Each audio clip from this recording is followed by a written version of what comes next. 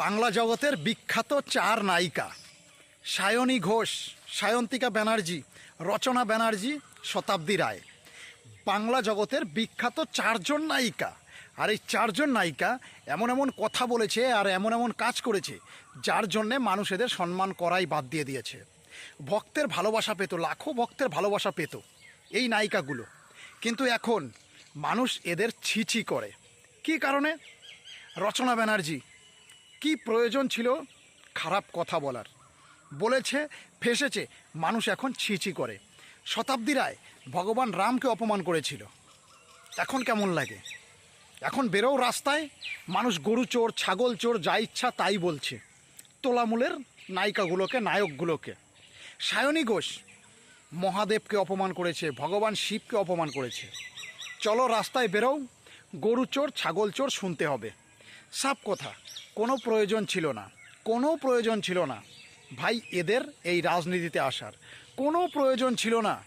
অভিনয় জগতে খুবই ভালো ছিল, এদের খুব ভালোবাসতো মানুষ, সম্মান করত।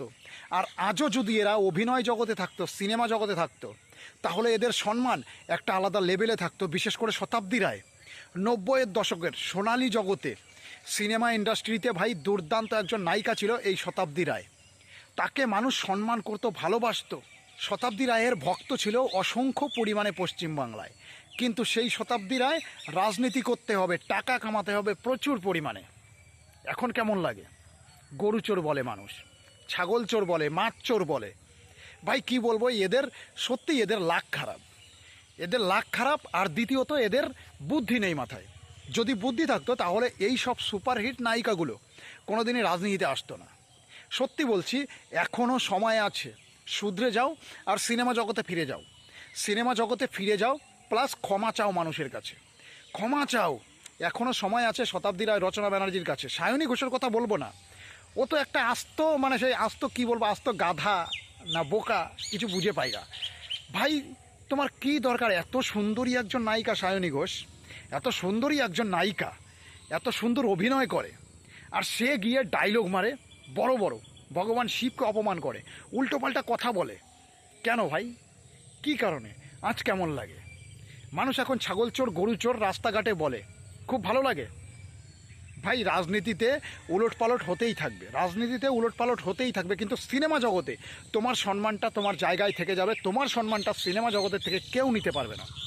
তোমাকে যেই ভক্তগুলো ভালোবাসে সেই ভক্তগুলো সারা জীবন তোমার পাশে থেকে যাবে, কোনো দিন তোমার থেকে দূরে যাবে না, তোমাকে কখনো ঘেন্না করবে না। তুমি নিজের হাতে নিজের ভালোবাসা নষ্ট করেছো সায়নী ঘোষ। আর একটা কথা বলতেই হবে ভাই, তবে রচনা ব্যানার্জি, যাকে আমরা প্রসেনজিতের পাশে দেখতাম দুর্দান্ত একজন সুপারহিট সুন্দরী নায়িকা হিসাবে, আমাদের ভালো লাগতো, ভালোবাসতাম তাদের। কিন্তু এই যে বললাম, নোংরা রাজনীতি আর টাকা কামানোর লোভ, সেই কারণে আজকে এদের এই অবস্থা। মানুষ এখন গরু চোর, ছাগল চোর বলে।